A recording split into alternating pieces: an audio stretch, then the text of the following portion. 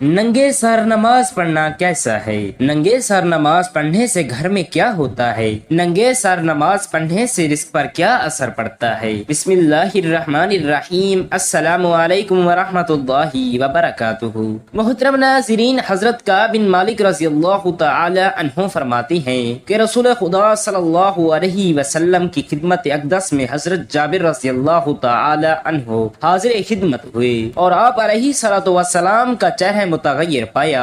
حضرت جابر رضی اللہ تعالی عنہ اسی وقت اپنے گھر گئے اور اپنی زوجہ محترمہ سے فرمایا کہ میں نے دیکھا کہ رسول کریم صلی اللہ علیہ وسلم کا چہرہ انور متغیر تھا۔ میرا خیال ہے کہ بھوک کی وجہ سے ایسا ہے، کیا تیرے پاس کچھ کھانے کو ہے؟ بیوی نے عرض کیا، واللہ اس بکری اور کچھ بچے ہوئے آٹے کے سوا اور کچھ نہیں ہے۔ حضرت جابر رضی اللہ تعالی عنہ نے اسی وقت بکری کو ذبح کیا اور فرمایا کہ جلدی جلدی گوشت اور روٹیاں تیار کر دو۔ جب کھانا تیار ہو گیا تو ایک بڑے پیالے میں رکھ کر حضور علیہ الصلوۃ والسلام کی خدمت اقدس میں کھانا حاضر کیا۔ بس حضور علیہ الصلوۃ والسلام نے فرمایا کہ اے جابر اپنی قوم کو جمع کرو۔ فرماتے ہیں کہ میں اپنی قوم کو لے کر حضور علیہ الصلوۃ والسلام کی خدمت اقدس میں حاضر ہوا۔ آپ نے فرمایا کہ ان لوگوں کو الگ الگ ٹولیاں بنا کر میرے پاس بھیجتے رہو۔ اس طرح وہ ٹولیاں بنا بنا کر کھانے لگے۔ جب ایک ٹولی سیر ہو کر کھا لیتی تو دوسری ٹولی آ جاتی، وہ بھی سیر ہو کر کھا لیتی، یہاں تک کہ سب نے کھانا کھا لیا اور برتن میں کھانا چوں کا توں بلکہ پہلے سے بھی زیادہ موجود تھا۔ جب صحابہ کرام رضوان اللہ علیہم اجمعین کھانا کھانے لگے تو آپ علیہ الصلوۃ والسلام نے فرمایا کہ کھانا کھاؤ مگر ہڈیاں نہ توڑنا۔ پھر آپ علیہ الصلوۃ والسلام نے ہڈیوں کو جمع فرمایا اور ان پر ہاتھ مبارک رکھا، اور جو کچھ پڑا جسے میں نے نہیں سنا، وہ بکری کان جھاڑتے ہوئے اٹھ کھڑی ہوئی۔ آپ علیہ الصلوۃ والسلام نے فرمایا کہ اے جابر اپنی بکری لے جاؤ۔ حضرت جابر رضی اللہ تعالی عنہ فرماتی ہیں کہ میں اپنی بکری لے کر اپنی بیوی کے پاس آیا تو وہ بولی یہ کیا ہے؟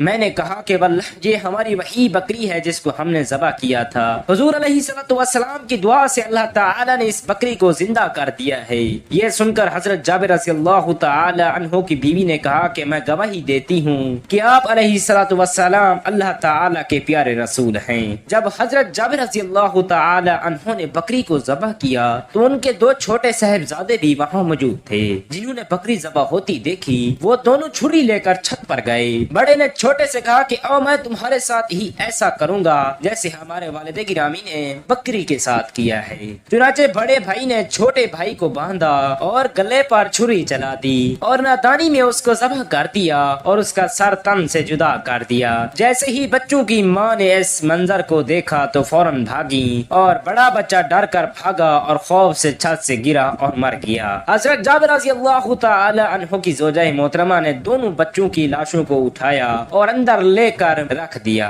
اس خیال سے شور اور واویلا نہ ہو کہ کہیں اس سے آپ علیہ الصلوۃ والسلام پریشان نہ ہوں اور یہ دعوت بے مزہ نہ ہو جائے۔ نہایت صبر و استقلال کے ساتھ بچوں پر کپڑا ڈال دیا اور اس بارے میں کسی کو بھی نہ بتلایا، حتیٰ کہ حضرت جابر رضی اللہ تعالی عنہ کو بھی نہ بتلایا۔ اگرچہ دل صدمے سے نڈھال اور خون کے آنسو رو رہا تھا مگر اس کے باوجود چہرے پر کوئی پریشانی نہ تھی، بلکہ چہرے کی تازگی اور شفت گوئی کو برقرار رکھا اور کھانا پکایا۔ جب جناب رسالت مآب صلی اللہ علیہ وسلم تشریف لائے، کھانا حاضر کیا گیا تو اس وقت حضرت جبرائیل امین علیہ السلام حاضر خدمت ہوئے اور عرض کیا یا رسول اللہ صلی اللہ علیہ وسلم، حضرت جابر رضی اللہ تعالی عنہ کو حکم دے کہ وہ اپنے صاحبزادوں کو بلا لائے تاکہ وہ بھی آپ صلی اللہ علیہ وسلم کے ہمراہ کھانا کھانے کا شرف حاصل کر سکیں۔ آپ علیہ الصلوۃ والسلام نے فرمایا کہ اے جابر اپنے فرزندوں کو فوراً بلا لاؤ۔ حضرت جابر رضی اللہ تعالی عنہ نے فوراً اپنی زوجہ محترمہ کو فرمایا کہ بچوں کو بلا لاؤ تاکہ حضور علیہ الصلوۃ والسلام کے ساتھ کھانا کھائیں۔ انہوں نے عرض کیا کہ بچے موجود نہیں۔ حضرت جابر رضی اللہ تعالی عنہ نے آ کر حضور علیہ الصلوۃ والسلام کی خدمت میں عرض کیا یا رسول اللہ صلی اللہ علیہ وسلم، بچے موجود نہیں ہیں۔ اس پر حضور علیہ الصلوۃ والسلام نے فرمایا کہ اے جابر اللہ تعالی کا حکم ہے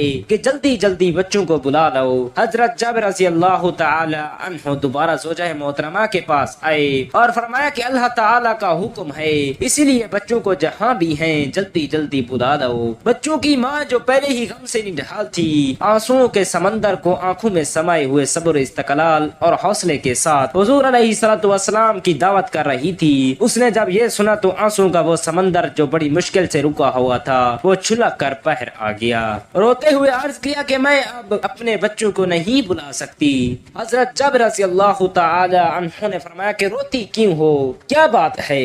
غموں سے نڈھال ماں حضرت جابر رضی اللہ تعالی عنہ کو کمرے کے اندر لے گئیں اور دونوں شہزادوں کی لاشوں سے چادر ہٹائی اور عرض کیا کہ یہ کب کے اس دنیا سے جا چکی ہیں، میں تو آپ علیہ الصلوۃ والسلام کی آرام کی خاطر بڑے حوصلے اور صبر سے یہ سب کچھ برداشت کر کے وہ خدمت نبی کریم صلی اللہ علیہ وسلم سے اپنی آخرت سنوار رہی تھی۔ جب حضرت جابر رضی اللہ تعالی عنہ نے یہ منظر دیکھا تو ان کی آنکھوں سے آنسو آ گئے، کیونکہ اس سے پہلے آپ رضی اللہ تعالی عنہ اس حال سے بے خبر تھے۔ دونوں شہزادوں کو اٹھایا اور حضور علیہ الصلوۃ والسلام کی خدمت بابرکت میں حاضر ہو کر سارا ماجرا عرض گزار کر دیا۔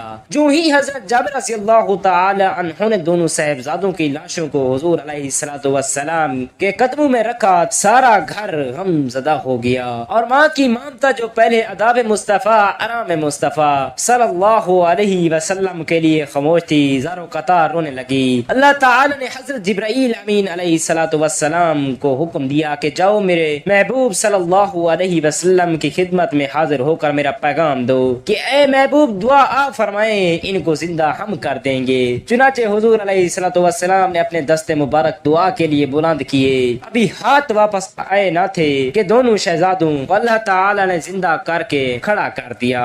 وہ گھر جو پہلے دونوں صاحبزادوں کی موت سے افسردہ اور غمزدہ تھا اب خوشی سے پھولے نہ سماتا تھا۔ حضور علیہ الصلوۃ والسلام نے دونوں شہزادوں کے ساتھ مل کر کھانا تناول فرمایا۔ واہ سبحان اللہ۔ حضرت انس رضی اللہ تعالی عنہ سے مروی ہے کہ ایک دن حضرت ابو طلحہ رضی اللہ تعالی عنہ اپنی بیوی ام سلیم رضی اللہ تعالی عنہا کے پاس تشریف لے گئے اور فرمایا کہ آج میں نے نبی کریم صلی اللہ علیہ وسلم کی آواز سنی ہے، اس میں بھوک کی وجہ سے کمزوری پائی، کیا تمہارے پاس کچھ کھانے کو ملتا ہے؟ حضرت ام سلیم رضی اللہ تعالی عنہا نے عرض کی ہاں، جو کی چند روٹیاں نکالی اور مجھے یعنی حضرت انس رضی اللہ تعالی عنہ کو حضور صلی اللہ علیہ وسلم کی خدمت میں بلانے کے لیے بھیجا۔ حضرت انس رضی اللہ تعالی عنہ فرماتے ہیں کہ میں حضور علیہ الصلوۃ والسلام کی خدمت میں حاضر ہوا تو آپ علیہ الصلوۃ والسلام نے فرمایا کیا تمہیں ابو طلحہ نے بھیجا ہے؟ میں نے عرض کیا جی یا رسول اللہ صلی اللہ علیہ وسلم۔ آپ نے اپنے پاس بیٹھے ہوئے تمام صحابہ کرام رضوان اللہ علیہم اجمعین سے فرمایا کہ اٹھو۔ میں نے آگے آ کر حضرت ابو طلحہ رضی اللہ تعالی عنہ کو اطلاع دی کہ حضور علیہ الصلوۃ والسلام صحابہ کرام رضوان اللہ علیہم اجمعین کو ساتھ لے کر تشریف لا رہے ہیں۔ یہ سن کر حضرت ابو طلحہ رضی اللہ تعالی عنہ نے اپنی بیوی حضرت ام سلیم رضی اللہ تعالی عنہ کو فرمایا کہ حضور صلی اللہ علیہ وسلم اپنے ساتھ اور بھی بہت سے لوگوں کو لے کر تشریف لا رہے ہیں اور ہمارے پاس اتنا کھانا نہیں کہ سب کو کھلا سکیں۔ تو حضرت ام سلیم رضی اللہ تعالی عنہ نے کہا کہ اللہ تعالی اور اس کے رسول صلی اللہ علیہ وسلم ہماری حالت کو بہتر جانتے ہیں۔ بس حضور صلی اللہ علیہ وسلم تشریف لائے اور فرمایا کہ ام سلیم جو کچھ تمہارے پاس ہے وہ لے آؤ۔ حضرت ام سلیم رضی اللہ تعالی عنہ جو کی چند روٹیاں لے کر حاضر ہو گئیں۔ نبی کریم صلی اللہ علیہ وسلم روٹیوں کے ٹکڑے کر ان پر گھی نچوڑنے کا حکم ارشاد فرمایا۔ جب روٹیوں کے ٹکڑے کر کے ان پر گھی نچوڑا گیا تو حضور صلی اللہ علیہ وسلم نے ان ٹکڑوں پر اللہ تعالی نے جو چاہا پڑھا، پھر 10 آدمیوں کو لانے کا حکم دیا۔ 10 آدمی حاضر ہوئے اور خوب سیر ہو کر کھایا، پھر 10 آدمیوں کو بلانے کا حکم دیا، وہ بھی آئے اور سیر ہو کر کھایا اور چلے گئے، پھر 10 آدمیوں کو بلایا، وہ بھی آئے اور کھانا کھا کر چلے گئے، یہاں تک کہ وہ تمام صحابہ کرام رضوان اللہ علیہم اجمعین جو 70 یا 80 تھے سب نے پیٹ بھر کر کھایا۔ اس کے بعد آپ صلی اللہ علیہ وسلم اور سبھی گھر والوں نے کھایا، اس کے بعد بھی کھانا بچ گیا جو پڑوسیوں میں تقسیم کیا گیا۔ واہ سبحان اللہ۔ سیدنا حضرت ابو ہریرہ رضی اللہ تعالی عنہ سے روایت ہے کہ رسول اللہ صلی اللہ علیہ وسلم نے فرمایا تم میں سے کوئی شخص ایسے ایک کپڑے میں نماز نہ پڑھے کہ اس کے کندھے پر کپڑے کا کوئی حصہ نہ ہو۔ برہنہ سر نماز پڑھنا آداب اور سنت کے منافی ہے، عذر یا مجبوری کے سبب ہو تو اس کی رخصت ہے، لیکن عادت بنا لینا قطعاً درست نہیں ہے۔ اگر نماز کے دوران مثلاً سر سے ٹوپی گر جائے تو ایک ہاتھ سے نماز میں ہی اٹھا کر سر پر رکھنا افضل و بہتر ہے۔ ننگے سر نماز پڑھنے سے نماز کی صحت پر کوئی اثر نہیں پڑتا۔ نماز کی قبولیت کے لیے سطر کا ڈھانپنا ضروری ہے اور اس میں سر شامل نہیں ہے، لہذا ننگے سر نماز پڑھنے سے نماز صحیح ہوتی ہے۔ سر ڈھانپنا سنت اور مستحب ہے، کیونکہ حضور علیہ الصلوۃ والسلام عموماً سر پر امامہ پہن کر نماز پڑھا کرتے تھے۔ یہ نماز کی زینت اور احترام کے لیے مستحب سمجھا جاتا ہے۔ کچھ ثقافتوں اور روایات میں ننگے سر نماز پڑھنے کو غیر معمولی سمجھا جا سکتا ہے۔ مثلا مشرق وسطی اور جنوبی ایشیا میں مرد عموماً ٹوپی یا امامہ پہن کر نماز پڑھتے ہیں۔ سر ڈھانپ کر نماز پڑھنے سے عبادت کی خوبصورتی اور زینت میں اضافہ ہوتا ہے، جو اللہ تعالیٰ کے حضور احترام اور خشوع و خضوع کی علامت ہے۔ یعنی علماء کرام کے نزدیک سر ڈھانپ کر نماز پڑھنے سے نماز میں خشوع اور خضوع پیدا ہوتا ہے، جو عبادت کی روحانی کیفیت کو بڑھاتا ہے۔ حضور صلی اللہ علیہ وسلم نے فرمایا، جب تم میں سے کوئی نماز پڑھے تو اپنے کپڑے پہن لے، بے شک اللہ تعالیٰ زیادہ حقدار ہے کہ اس کے لیے زینت کی جائے۔ یہ کہ ننگے سر نماز پڑھنے سے نماز کی صحت پر کوئی اثر نہیں ہوتا۔ سستی سے ننگے سر نماز پڑھنا یعنی ٹوپی پہننا بوجھ معلوم ہوتا ہو، گرمی معلوم ہوتی ہو، مکروہ تنزیہ ہے، یعنی ناپسندیدہ عمل ہے۔ اور اگر تحقیر نماز مقصود ہے، مثلا نماز کوئی ایسی محتم شان یعنی اہم چیز ہے نہیں جس کے لیے ٹوپی امامہ پہننا جائے، تو یہ کفر اور خشوع خضوع۔ حضور اکرم صلی اللہ علیہ وسلم نے فرمایا، اللہ تعالیٰ تمہیں ہدایت پر قائم رکھے، آمین ثم آمین۔ اللہ تعالیٰ ہمیں حضور صلی اللہ علیہ وسلم کی سنت پر عمل پیرا ہونے کی توفیق عطا فرمائے اور ہمیں اسلامی تعلیمات کو سیکھنے اور سکھانے کی توفیق عطا فرمائے، آمین ثم آمین۔ اللہ تعالیٰ اور حضور صلی اللہ علیہ وسلم کے 99 ناموں میں سے ایک نام ضرور کمنٹ کریں اور اپنی رائے کو کمنٹ میں ضرور شیئر کریں۔ اللہ تعالیٰ ہمیں کثرت سے درود شریف پڑھنے کی توفیق عطا فرمائے، آمین ثم آمین۔ جزاک اللہ خیرا کثیرا۔